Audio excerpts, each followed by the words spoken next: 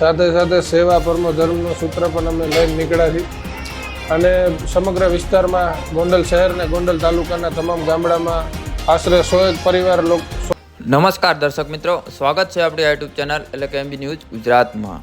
ચાલો મિત્રો, આજે આપણે વાત કરીશું હમણાં અતિ ભારે વરસાદના કારણે સમગ્ર જિલ્લામાં સમગ્ર રાજ્યમાં ઠેર ઠેર નુકસાનનો માહોલ જોવા મળ્યો। ત્યારે મિત્રો ગોંડલ પંથકમાં પણ ઘરે ઘરે નુકસાન અને ભારે વરસાદના કારણે નુકસાન। ત્યારે મિત્રો તમે લોકો રાજદીપસિંહ રીબડા ને જાણતા દઈશું। ત્યારે મિત્રો સેવા પરબો ધર્મ એટલે કે હંમેશા સેવામાં તત્પર રહેતો પરિવાર એટલે કે રીબડા પરિવાર। ત્યારે મિત્રો રાજદીપસિંહ જાડેજા રીબડા દ્વારા જે પણ લોકોને વરસાદના કારણે જે નીચાણવાળા લોકો છે કે જે જરૂરિયાતમંદ લોકો છે તેવા લોકોને મદદ કરવામાં આવી અને ખરેખર એક માનવતાની મહેક જગાડવાનું કામ કરી રહ્યા છે। ત્યારે મિત્રો સૌ પ્રથમ રાજદીપસિંહ જાડેજા રીબડા દ્વારા જે ગોંડલ પંથકમાં જે પણ લોકોને મદદ કરવામાં આવી તેને લઈ અને શું આહવાન અને શું વિનંતી કરવામાં આવી છે જનતાને લોકોને તે પણ આપણે એકવાર રાજદીપસિંહ જાડેજાને સાંભળીએ। આરઆર ફાઉન્ડેશનનું આ સૂત્ર રહ્યું છે। ખાસ કરીને અત્યારે અતિવૃષ્ટિને લઈ લોકો જે હેરાન થાય છે, જે ખાસ કરીને નીચાણવાળા વિસ્તારના લોકો, તો અત્યારે આરઆર ફાઉન્ડેશન કઈ રીતની કામગીરી કરી રહી છે?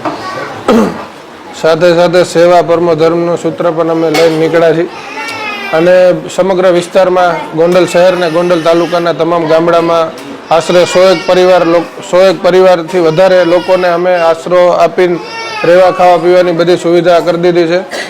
અમુક લોકોના ઘર પડી ગયા છે, અમુક લોકોના ઘરમાંથી પાણી પડે છે, અમુકના ઘરમાં પાણી આવી ગયું છે। નીચાણવાળા વિસ્તારમાં રહેતા તમામ લોકોને સરકારી તંત્રની સાથે રહીને સરકારી તંત્રને જ્યાં જરૂર હોય અમને ધ્યાન દોરે છે, અમારે જ્યાં જરૂર હોય ત્યાં સરકારી તંત્રને ધ્યાન દોરી છે અને અમે સાથે મળીને આવી જ રીતે મૂળ જ્યાં જરૂર પડે એ નીચાણવાળા વિસ્તારમાં જે લોકો અને જરૂર છે એ બધાને અમે મદદ કરી છે। ખાસ કરીને આજે કેટલા પરિવારોને આશરો આપી રહ્યા છે? અત્યારે છેલ્લા 48-72 કલાકથી જે અતિવૃષ્ટિ છે લોકો સામનો કરી રહ્યા છે, ત્યારે કેટલા પરિવારોને આશરો છે આપ આપી રહ્યા છો? કેટલા લોકોને આશરો એટલે મેં કીધું એમ કે 101 પરિવારથી વધારે લોકોને અમે આશરો ને બધી વ્યવસ્થા કરાવી દીધી છે।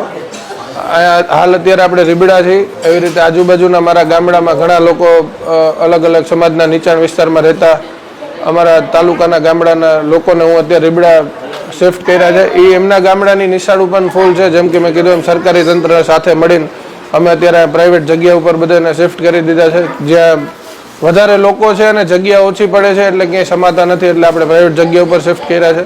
અને ખાલી આ કુદરતી આફત ગોંડલ તાલુકા કે રાજકોટ જિલ્લા પૂરતી નથી, સમગ્ર સૌરાષ્ટ્ર આના કુદરતના કહેરનો સામનો કરે છે અને આવી જ રીતે બધા ખંભે મેળવીને મદદ ને કરવા નીકળ્યા છે। લોકોને શું અપીલ કરશો જે અતિવૃષ્ટિમાં લોકો ખાસ કરીને બહાર નીકળે છે, ક્યાંક ને ક્યાંક જીવના જોખમે લોકો છે બહાર નીકળી રહ્યા છે, તો આપના તરફથી લોકોને શું અપીલ કરશો?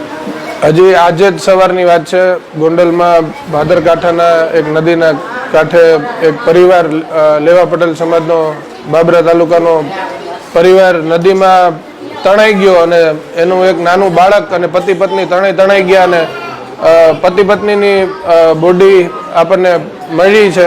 તંત્રને એનડીએફની ટીમ સતત કામગીરી કરે છે, એટલે હું લોકોને ખાસ અપીલ કરું છું કે તમે તમારો પરિવાર ઘરે સુરક્ષિત રહો અને યુવાનોને પણ ખાસ કહું છું કે જ્યાં જરૂર પડે અહીંયા સમગ્ર તાલુકામાં ફોનથી સંપર્ક માર્યો અને કોઈ પણને કાંઈ પણ અર્જન્ટ જરૂર પડે તો અમારો સંપર્ક કરો, તંત્રનો સંપર્ક કરો અને જ્યાં જરૂર પડે અહીંયા અમે મદદ કરશું। તો મિત્રો આ હતા રાજદીપસિંહ રીબડા। તો મિત્રો હંમેશા ગોંડલ પંથક માટે નહીં પણ સમગ્ર જનતા માટે હંમેશા ગોંડલનો પડકારો કોઈ દિવસ મોડો હોતો નથી। ત્યારે મિત્રો ગોંડલ પંથકના રાજદીપસિંહ જાડેજા રીબડા દ્વારા હંમેશા જનતાની વચ્ચે અને જનતા માટે અને લોકો માટે હંમેશા કાર્યરત હોય છે। ત્યારે મિત્રો ગોંડલ પંથકમાં જે વરસાદી માહોલને લઈ જે લોકો જે પરિવારને નુકસાન થયું તેને લઈને રાજદીપસિંહ જાડેજા દ્વારા પણ એક સામાજિક અને આર્થિક મદદ કરવામાં આવી છે। તો ખેર મિત્રો આજના વિડીયોમાં આટલું ફરી મળશું નવા સાથે અને નવા અહેવાલ સાથે। આપણી ચેનલમાં નવા હોય તો આપણી ચેનલને સબસ્ક્રાઈબ કરવાનું ના ભૂલતા અને રાજદીપસિંહ જાડેજાને આ કાર્ય વિશે તમારે શું કહેવું છે તે પણ એક કોમેન્ટ કરીને જણાવજો। જય હિન્દ, વંદે માતરમ।